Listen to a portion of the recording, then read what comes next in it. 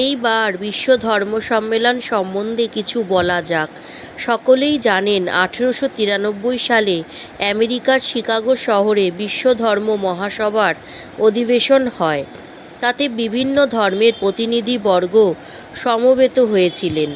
ভারতের স্বামী বিবেকানন্দ সেখানে হিন্দু ধর্মের বিজয় জয়ন্তী উড়িয়েছিলেন। এই সভার 40 বৎসর পর 1933 সালে শিকাগো শহরে একটা বিরাট প্রদর্শনী হয়। 100 বছরে বিজ্ঞানে কী কী অগ্রগতি হয়েছে তা প্রকাশ করার জন্যই এই উদ্যোগ। এই প্রদর্শনীর নাম শতাব্দীর উন্নতি প্রদর্শনী। এই প্রদর্শনীর সঙ্গে বহু প্রতিষ্ঠানের আয়োজন হয়, তন্মধ্যে বিশ্ব ধর্ম সম্মেলন ওয়ার্ল্ড ফেলোশিপ অফ ফেইথ অন্যতম। তাহলে দেখা যাচ্ছে 1893 সালের ধর্ম অনুষ্ঠানের নাম ছিল পার্লামেন্ট অফ রিলিজিয়ন, আর অনুষ্ঠানের নামকরণ হলো ওয়ার্ল্ড ফেলোশিপ অফ ফেইথ। এই পরিবর্তনের মধ্যে বেশ একটু রহস্য আছে।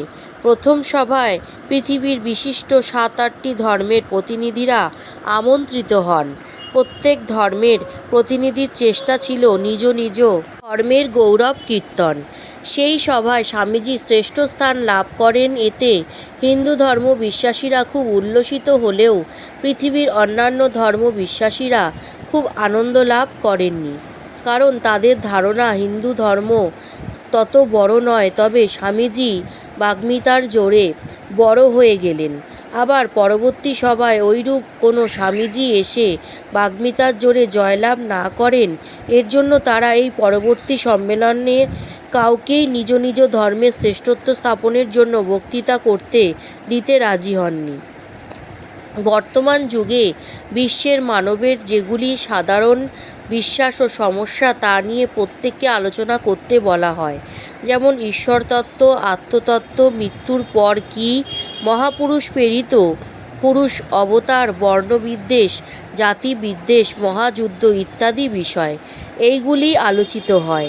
তাই পরবর্তী সভার মতো শুধু বড় বড় কয়েকটা ধর্মকেই ডাকা হয়নি। প্রত্যেক ধর্মের মধ্যে যে বিভিন্ন মতবাদ আছে তাদের প্রতিনিধিদেরও আহ্বান করা হয়।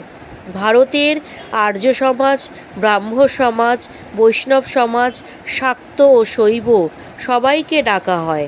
এইরূপ হওয়ার পরে বিভিন্ন মতামতের মধ্যে একটা একতা সূত্র, একটা বন্ধুত্বের ভাব গড়ে ওঠে। কারো শ্রেষ্ঠত্বে কারো বিদ্বেষ জাগবার সম্ভাবনা ছিল না। এই সম্মেলনে প্রথম উদ্বোধন করেন বরোদার গাইকোয়াড়, প্রকৃতপক্ষে মিস্টার ওয়েলার। এই ওয়ার্ল্ড ফেলোশিপ আন্দোলনের প্রাণস্বরূপ ছিলেন। তিনি আন্দোলনের স্রষ্টা। তিনি সমস্ত বক্তাদি সংগ্রহ করে নিউ ইয়র্কের লিডার রাইট কোম্পানির দ্বারা ওয়ার্ল্ড ফেলোশিপ নাম দিয়ে প্রচার করতেন। বিশপও ম্যাককনেল ছিলেন জাতীয় সভাপতি। এই বিশপের সই করা পত্র দ্বারাই শ্রী অঙ্গন আশ্রমাধ্যক্ষ শ্রীপাদ মহেন্দ্রজি আমন্ত্রিত হন। শ্রী শ্রী প্রভু জগৎবন্ধুর জীবন এবং তার আদেশ উপদেশ প্রভাবে হিন্দু ধর্ম তথা বৈষ্ণব ধর্ম কীরূপ উদ্ভব হয়েছে এটা ব্যক্ত করতেই শ্রীপাদ অঙ্গনের পক্ষ থেকে শ্রী মহানামব্রতজিকে বিশ্ব ধর্ম সম্মেলনে পাঠান। মহানামব্রতজি সেখানে থাকাকালীন ওয়ার্ল্ড ফেলোশিপের অনেক সভায় যোগ দিয়ে ভাষণ দেন। তাতে সর্বত্র তিনি বেশ সাড়া পেয়েছেন এবং দেখা গিয়েছে যে প্রতিষ্ঠানের গঠন প্রণালী বিভিন্ন ধর্ম মতবাদের পর পরস্পর গুণগাহী ভ্রাতৃত্ববোধ জাগিয়ে দিয়েছে।